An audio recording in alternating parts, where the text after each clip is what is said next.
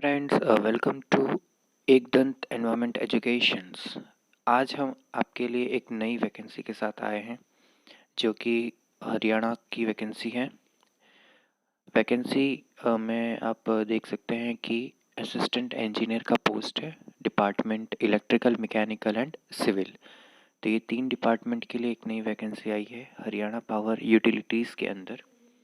ठीक है, और इस यूटिलिटीज़ के अंदर आप देख सकते हैं कि जो पोस्ट है वो असिस्टेंट इंजीनियर की है।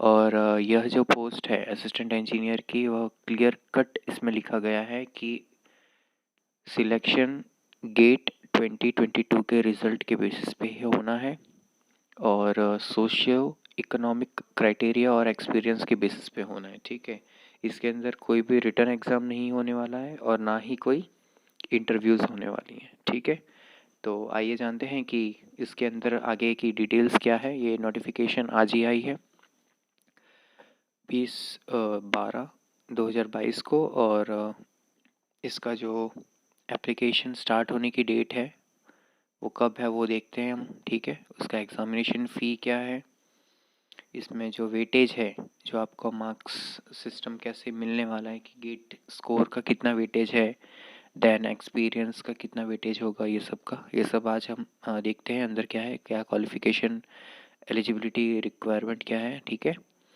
तो आप देख सकते हैं कि हरियाणा पावर यूटिलिटीज़ के अंतर्गत बहुत सारी कंपनियां आती हैं, जैसे कि Haryana Vidyut Prasaran Nigam limited, Haryana power generation corporation limited, Uttar Haryana Bijli Vitran निगम लिमिटेड, दक्षिण हरियाणा बिजली वितरण निगम लिमिटेड। तो ये सभी के अंदर ये जो जितने भी रिक्रूटमेंट होने हैं असिस्टेंट इंजीनियर्स को, ये सभी में इन सभी असिस्टेंट इंजीनियर्स को ये 4 से 5 जो सब्सिडरीज़ हैं हरियाणा पावर यूटिलिटीज़ के, इसके अंदर ही पोस्टिंग होना है। ठीक है, तो ये था यूटिलिटीज़ के जो सब्सिडरीज़ थे वो।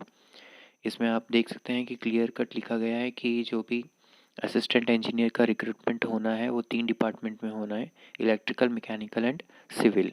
और इसके लिए रिटर्न एग्ज़ाम्स नहीं होने वाला है, इसके अंदर जस्ट गेट 2022 के बेसिस पे रिक्रूटमेंट होने वाला है। ठीक है, तो आइए जानते हैं आगे की एजुकेशन क्वालिफिकेशंस क्या होगी। इलेक्ट्रिकल इंजीनियर के लिए कंपलसरी आप देख सकते हैं कि गेट 2022 का paper double E electrical engineer का अप्लाई होना चाहिए, और इसकी नंबर ऑफ़ वैकेंसीज टोटल 88 है इलेक्ट्रिकल डिसिप्लिन वालों के लिए। और उन्होंने ऐसा लिखा हुआ है कि full time bachelor engineering degree or equivalent degree from the university duly recognized by the central government or the state government होना चाहिए। मिनिमम 60% भी होना चाहिए जनरल कैटेगरी वालों के लिए, and for OBC it's 55, and for general and OBC के लिए 60% है, एससी एसटी वालों के लिए 55% है। और ये उन्हीं लोग के लिए हो पाएगा जो हरियाणा के डोमिसाइल कैंडिडेट्स हैं। ठीक है, इसके अलावा देख सकते हैं कि full time in master degree वाले जिन्होंने किया है उन लोग के लिए भी ये एलिजिबिलिटी है, वो लोग भी अप्लाई कर सकते हैं। अपार्ट फ्रॉम दिस, ए जो पार्ट था उसमें आपने देखा कि डिग्री क्या होनी चाहिए उससे रिलेटेड था, और बी जो दिख रहा है उसमें है कि उनको कंपलसरी हिंदी या संस्कृत अप टू मैट्रिक, आपको 10th तक आपने हिंदी या संस्कृत ज़रूर पढ़ी हो तो ही जाके आप इस चीज़ के लिए एलिजिबल होंगे। ठीक है, तो ये था इलेक्ट्रिकल डिपार्टमेंट के बारे में। सिमिलर है मैकेनिकल मैकेनिकल डिपार्टमेंट के लिए, वहाँ पर इलेक्ट्रिकल था, यहाँ मैकेनिकल है, रेस्ट ऑल इज सेम। पे स्केल आप देख सकते हैं कि 53,100 से लेकर 1,67,800 तक का पे मैट्रिक्स रहेगा लेवल 9 का। ठीक है, तो सिमिलर चीज़ है इलेक्ट्रिकल, मैकेनिकल एंड सिविल वालों के लिए। Then comes HPU reserves rights to increase and decrease the total number of post against various categories. Number बढ़ भी सकते हैं, घट भी हो सकता है। ठीक है, अगर उनको ऐसा लगता है कि आपके डॉक्यूमेंट वेरिफिकेशन के टाइप के आपकी जो एलिजिबिलिटी होनी चाहिए थी वो नहीं है, तो वो आपको रिजेक्ट भी कर सकते हैं। तो ये सब बहुत सारी बातें होती हैं जो हर एक PSUs के एडवर्टाइजमेंट्स में लिखी होती है, जो पढ़ने से पहले सब कुछ डिटेल में पढ़ना होता है। एक बार आप ये पूरा एडवर्टाइजमेंट, डिटेल एडवर्टाइजमेंट है वो पढ़ लेना वेबसाइट से डाउनलोड करके, ठीक है। आप यहाँ देख सकते हैं कि कैसे बाइफर्केशन किया है डिफरेंट डिफरेंट जो भी सब्सिडरीज है हरियाणा पावर यूटिलिटीज़ की, उसके अंदर इलेक्ट्रिकल डिपार्टमेंट की कैसी डिस्ट्रीब्यूशन की गई है, जनरल डिपार्टमेंट जनरल कैटेगरी वालों के लिए, ओबीसी एससी वालों के लिए एंड ईडब्ल्यूएस वालों के लिए, तो एक्स सर्विसमैन सबके लिए वैकेंसी दी हुई है।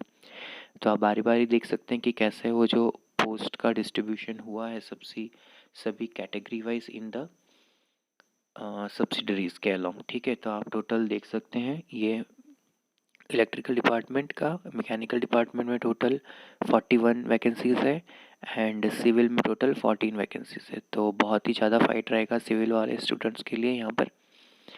एंड अदर रिजर्वेशंस तो एज़ पर सभी पीएसयूज़ में होता है उस तरीके से रिजर्वेशंस हैं सभी कैंडिडेट्स के लिए, एक्स सर्विस मैन हो या पीडब्ल्यूडी कैंडिडेट्स है वो सभी के लिए, फ्रीडम फाइटर्स वालों के लिए, ठीक है।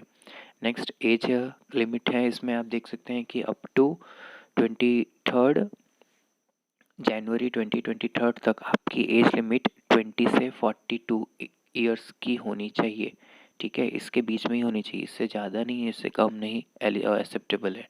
और एज रिलैक्सेशन सिर्फ जो हरियाणा के डोमिसाइल कैंडिडेट्स हैं उनको ही एज लिमिट में रिलैक्सेशन मिलेगा। Relaxation age it is general और ईडब्ल्यूएस के लिए कुछ भी नहीं है। रिलैक्सेशन मैक्सिमम 2 ईयर मतलब 42 ईयर्स तक जो है वही है, इसमें कोई रिलैक्सेशन नहीं है। ओबीसी वालों को मिलेगा 5 साल का, एससी एसटी वालों को मिलेगा 5 साल का, अदर्स जो क्राइटेरिया है उसके हिसाब से ये, ठीक है।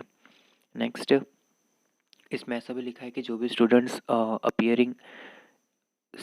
अपियरिंग स्टूडेंट्स हैं जो फाइनल ईयर के हैं, जो फाइनल सेमेस्टर में हैं, जिन्होंने गेट का एग्ज़ाम्स दिया था और क्लियर हो गए थे और इस साल पास हो जाएंगे, तो उन्होंने ऐसा लिखा है कि 23 जनवरी तक आपके पास आपकी इसेंशियल क्वालिफिकेशन होनी चाहिए, तभी जाके आपका सिलेक्शन हो पाएगा, ऐसा बोला है, ठीक है। तो ये बहुत इंपॉर्टेंट चीज़ है। देन ऐसा जैसे कि मैंने आपको स्टार्टिंग में ही बोला था कि इसमें इंटरव्यूज़ नहीं होने हैं, ना ही कोई रिटन टेस्ट होने वाला है। टोटली ऑन गेट 2022 के स्कोर कार्ड के ऊपर से ही आपका सिलेक्शन होना है। दूसरा सिलेक्शन क्राइटेरिया था कि अपार्ट फ्रॉम गेट स्कोर आपका एक्सपीरियंस और एक सोशियो इकोनॉमिक के बेसिस पे आपका सिलेक्शन होना है, ठीक है। और एक यहाँ जो आप देख सकते हैं कि स्कीम क्या है, what is the scheme of mark in respect of assistant engineer.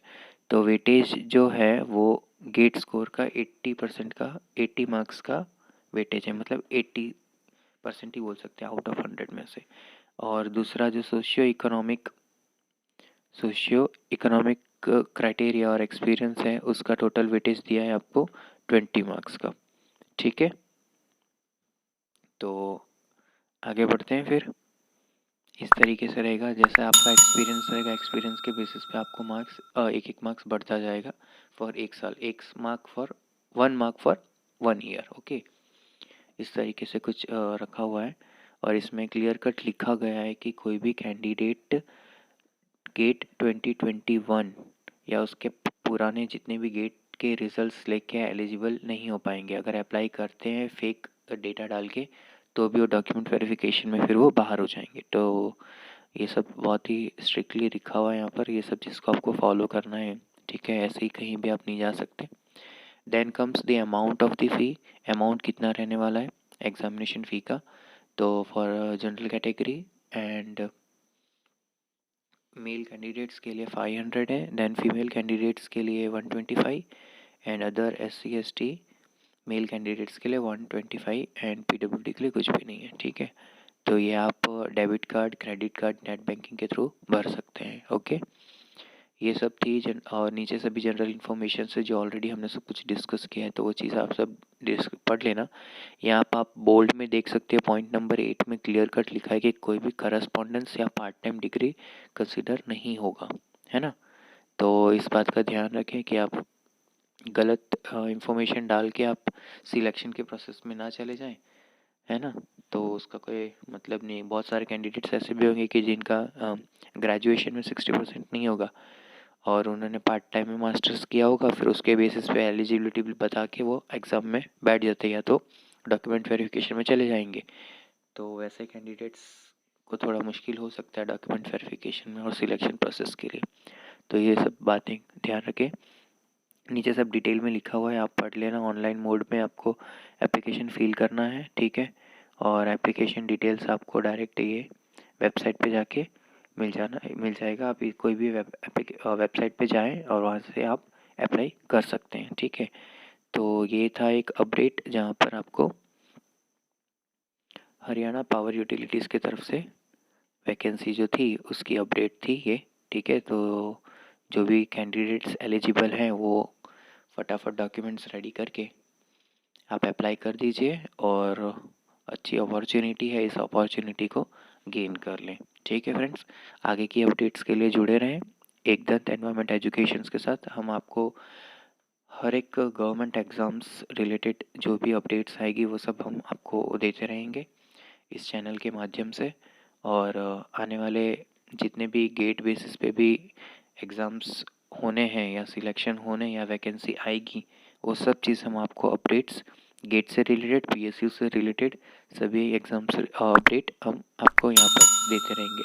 So thank you for watching Ekdant environment education.